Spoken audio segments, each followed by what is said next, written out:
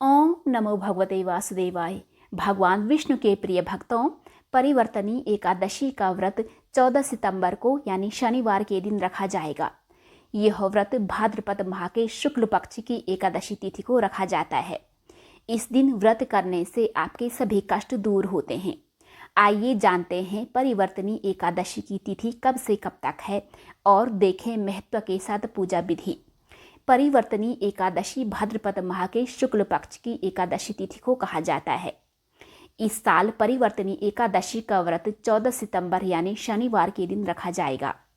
मान्यता है कि इस दिन भगवान विष्णु की विधि विधान से पूजा करने और व्रत करने से आपको सभी पापों से मुक्ति मिलने के साथ ही मोक्ष की भी प्राप्ति होती है।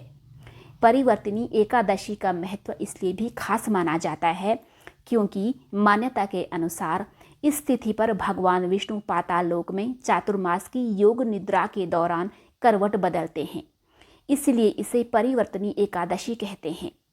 परिवर्तनी एकादशी को जल झूलनी एकादशी और पद्मा एकादशी भी कहा जाता है।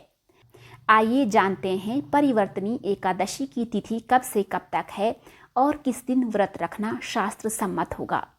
परिवर्तनी एकादशी तिथि का प्रारंभ 13 सितंबर शुक्रवार को रात्रि 10:30 से हो रहा है और यह 14 सितंबर शनिवार को रात्रि 8:41 पर समाप्त होगी। इसलिए उदया तिथि की मान्यता के अनुसार परिवर्तनी एकादशी का व्रत 14 सितंबर यानी शनिवार के दिन रखा जाएगा, जबकि 15 सितंबर को सुबह 6:06 से लेकर के सुबह 8:34 तक पारण करने का शुभ मुहूर्त है। परिवर्तनी एकादशी के दिन व्रत करने से व्रती के जीवन में सकारात्मक बदलाव आते हैं और उनको अक्षय पुण्य की प्राप्ति होती है। इस दिन स्नान दान करने का भी विशेष महत्व माना जाता है।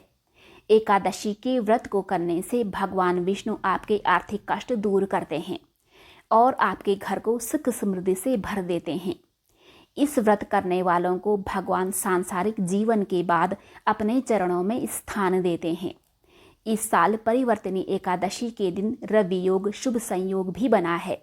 इस शुभ योग में व्रत की पूजा करने से आपको हर कार्य में मनचाहा फल प्राप्त होता है। परिवर्तनी एकादशी के दिन सुबह जल्दी उठ करके सूर्योदय के वक्त स्नान करके सूर्य को जल देकर अपने दिन का आरंभ करें और फिर व्रत करने का संकल्प लें। उसके बाद लकड़ी की चौकी पर पीला या लाल कपड़ा बिछाकर भगवान विष्णु की प्रतिमा स्थापित कर लें और उसके बाद भगवान का पंचामृत से अभिषेक करें, पूजा करें और उसके बाद व्रत रखने का संकल्प करें। अब विष्णु भगवान को पीले फल और पीले फूल चढ़ाएं और साथ ही धूप, दीप और नैवेद्य आदि अर्पित करें। इसके बाद एकादशी की कथा का पाठ करें। सबसे अंत में भगवान विष्णु की आरती करके क्षमा याचना करें। ओम नमो भगवते वासुदेवाय। भगवान विष्णु और माँ लक्ष्मी आप पर हमेशा अपनी कृपा बरसाए रखें।